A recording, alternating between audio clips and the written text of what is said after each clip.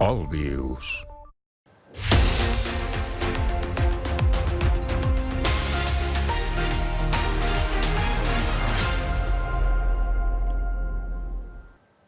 Saludos desde Euronews. Hay ocasiones, como ha ocurrido hoy, en las que recibir la noticia de la muerte de 27 niños en una escuela de Liberia por un incendio nos puede ayudar a recuperar la verdadera medida de las cosas, aunque la tragedia haya ocurrido más o menos lejos de la casa de cada cual. No por distancia, sino por las consecuencias de las noticias, les ofrecemos ahora las claves del día en 15 minutos. Las elecciones en Israel dejan un panorama necesitado de acuerdos. Netanyahu pide un gobierno sionista fuerte, Gantz uno de unidad nacional, aparente solución tras el igualado resultado. Reproches a granel en la sesión de control parlamentario tras el fracaso de la negociación de los partidos políticos para formar nuevo gobierno en España. Juncker asegura que vamos hacia un Brexit sin acuerdo tras su entrevista con Johnson. Siguen los ensayos prácticos para el restablecimiento de fronteras, entre ellos el del Eurotúnel. Se inaugura la Bienal de Arte Contemporáneo en la ciudad francesa de Lyon. La 15ª edición se instala en los 29.000 metros cuadrados de una antigua fábrica de electrodomésticos. Que formar gobierno resulte más o menos difícil a los electos en Israel solo importa fronteras para afuera en cómo va a influir en el destino de los palestinos y la lejanísima visión de dos estados, y a la agresiva imposición de nuevos asentamientos israelíes en tierra palestina.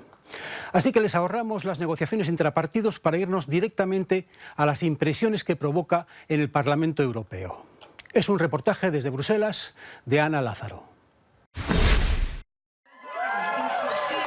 Las elecciones en Israel han dejado un resultado muy ajustado, pero sea cual sea el gobierno resultante, hay pocas posibilidades de que la situación cambie de manera significativa.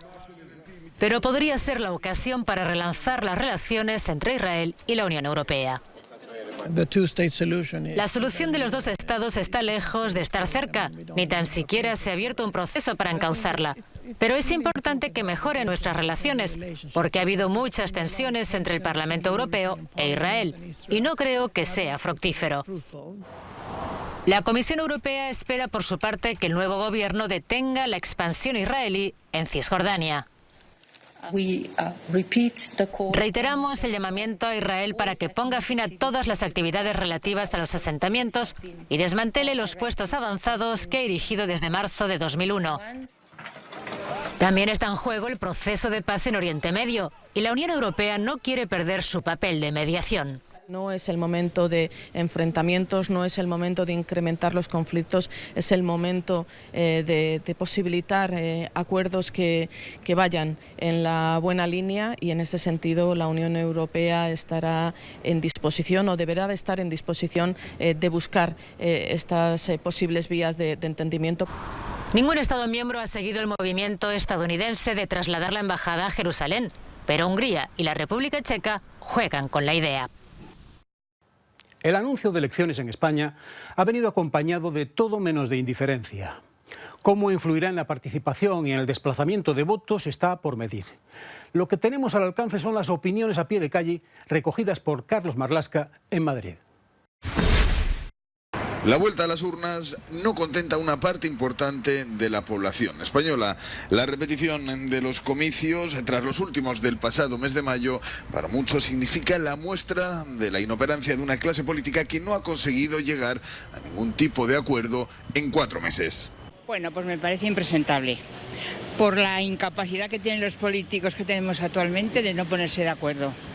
Van solamente a mirar sus... Vamos a ver, no miran por España, nada más que por sentarse en el sillón correspondiente. No estoy de acuerdo, creo que ha habido suficientemente tiempo para ponerse de acuerdo, pero le vuelvo a repetir que la incapacidad que tienen los políticos que tenemos actualmente, que no nos lo merecemos los españoles, es el motivo de que estemos en esta situación. Porque España no hay trabajo, hay mucha incertidumbre económica en el entorno y no lo veo normal. No lo sé si iré a votar, porque la verdad que estoy bastante decepcionada en líneas generales. Pues opino que se va a ver el hartazgo de la ciudadanía, que va a disminuir la gente que va a ir a votar y que va a ser un gasto que no va a tener mucho sentido. ¿Crees que van a cambiar los resultados? No, va a aumentar la gente que no vota, pero los resultados van a quedar prácticamente igual.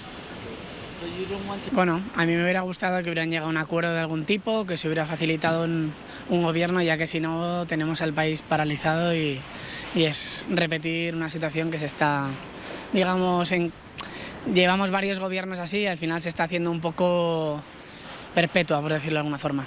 ¿Y qué tienen que hacer los españoles entonces para que cambie esto? No lo sé, la verdad es que imagino que o lanzar un mensaje a sus partidos de que faciliten un gobierno o no sé, no sabría decirte exactamente. Lo que sí que sería lógico es que se pusieran de acuerdo los políticos como nos ponemos de acuerdo el resto de personas.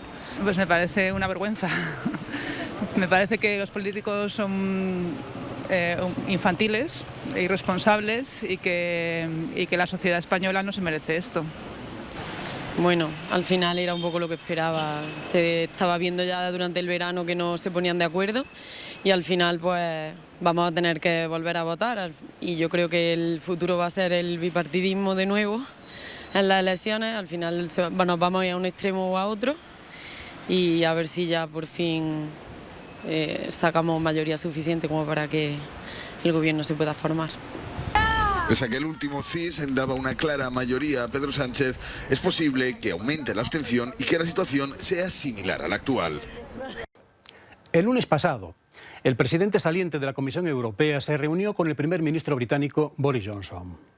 Tras la conversación, Juncker sacó la conclusión de que el Reino Unido se irá sin acuerdo de la Unión Europea porque Johnson no tenía interés en proponer alternativas que facilitaran lo que amenaza con convertirse en una situación económicamente perjudicial, especialmente para el Reino Unido.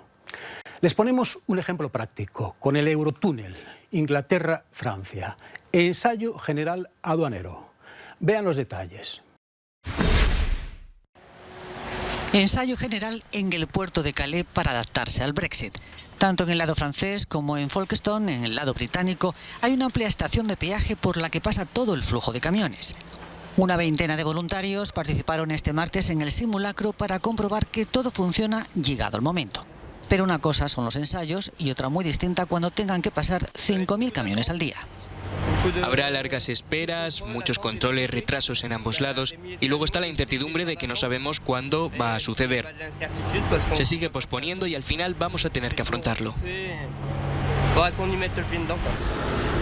En principio, el proceso parece simple. Los camiones llegan a la frontera inteligente con su declaración de aduana validada, es decir, un documento que tras registrarse previamente dispone de un código de barras. Posteriormente es escaneado por unos de los 700 agentes del Eurotúnel y al mismo tiempo se somete al control de seguridad o inmigración, que son obligatorios. Después puede haber o no una inspección de las mercancías, para lo que se ha habilitado un área más grande y así evitar colas kilométricas. Si tenemos que esperar, esperaremos. Es parte del trabajo. Creo que está bien. Me parece bien. No le veo ningún problema. En realidad no tengo ningún miedo. Las autoridades aduaneras francesas llevan preparándose desde hace casi 2 años. En realidad nos estamos preparando con personal, con procedimientos informatizados. La frontera digital es algo que ha sido complejo, pero que finalmente funciona. Después de este ensayo a gran escala, las aduanas francesas y Eurotúnel confían en su capacidad para mantener el flujo de tráfico bajo control entre Francia y el Reino Unido en el caso de que se produjera cualquier incidente. Menos solicitantes de asilo y, sin embargo, más trabajadores inmigrantes. Aunque hay excepciones, es el esperanzador dato del último informe sobre migración de la OCDE que nos explica Isidro Murga. España y Francia son las excepciones en una Unión Europea que el año pasado registró más inmigrantes y menos refugiados que el anterior. Según un informe presentado este miércoles en París por la OCDE, mientras que el número de solicitudes de asilo en Europa descendió un 10% en 2018, en España aumentó un 73% hasta situarse en 52.000. El éxodo provocado por la crisis venezolana explica en gran parte este incremento. Francia recibió 110.000 solicitudes, un 20% más que en 2017. Sin embargo, Alemania, con 160.000 solicitudes, 36.000 menos que en 2017, sigue siendo el país europeo preferido por quienes piden asilo. El descenso en el número de refugiados que han llegado a la Unión Europea contrasta con el notable incremento del 6% que ha registrado la inmigración laboral. Casi 5 millones de personas llegaron a un país de la UE para trabajar. De esta cantidad, 2.700.000 lo hicieron con un contrato temporal. Polonia es el que más migrantes temporales aceptó, 1.100.000 trabajadores extracomunitarios y 21.000 trabajadores de otros miembros de la UE. Según el informe de la OCDE, el nivel de paro de los inmigrantes es del 8,7%. Propuestas arriesgadas, arte espectacular y de gran formato. Última tendencia en la 15ª edición de la Bienal de Lyon. La Bienal de Arte Contemporáneo de Lyon se traslada a un territorio desconocido para su 15ª edición. Los 29.000 metros cuadrados de la antigua fábrica de electrodomésticos Fabre-Brat de la ciudad francesa. Las inmensas posibilidades de este lugar convencieron al equipo del prestigioso Palais de Tokio de París. Realmente queríamos crear la experiencia de cruzar un paisaje. Así que empezamos a imaginar un paisaje no natural, sino también económico, social, histórico, político, bacteriológico, pasando de lo minúsculo a una escala más cosmogónica. Politique, bactériologique, passant de l'inframince à une échelle plus cosmogonique. El diseño modernista, el glam rock y el humor se dan la mano en la Design Room, una instalación multimedia de varios niveles. Me gusta la fórmula transmedia y transgénero porque también soy transgénero y en mis pinturas intento siempre mezclar los diferentes géneros y medios. Ciencia ficción, mitología y arte se fusionan en Prometheus, Delivered, una escultura de mármol que representa al Prometeo que se descompone lentamente por las bacterias que comen piedras. Paralelamente, las células hepáticas humanas son alimentadas con nutrientes de las mismas bacterias para crear un nuevo hígado para Prometeo. La Bienal tiene lugar en todo Lyon, en el centro de la ciudad y en el Museo de Arte Contemporáneo. El artista francés Karim Caïr realizó esta serie de fotografías en una institución para jóvenes delincuentes en Messy, en las afueras de Lyon. Las imágenes son crudas, pero documentan detalles de la vida en prisión. Aquí tenemos un retrato de uno de los guardias hecho por uno de los prisioneros con bolígrafo, y también tenemos el vidrio que está roto debido a la práctica muy común en los ambientes carcelarios de cerrar las ventanas de golpe para mostrar descontento.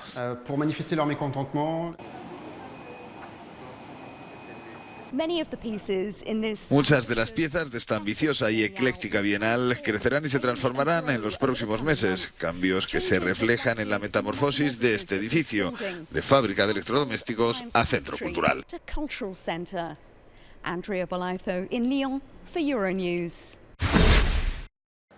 Pese a la dureza del día a día, los ganaderos del pueblo italiano de Cogolo, en Trento, mantienen la costumbre de celebrar el cambio de temporada para el ganado. De los pastos al aire libre al establo camino del otoño.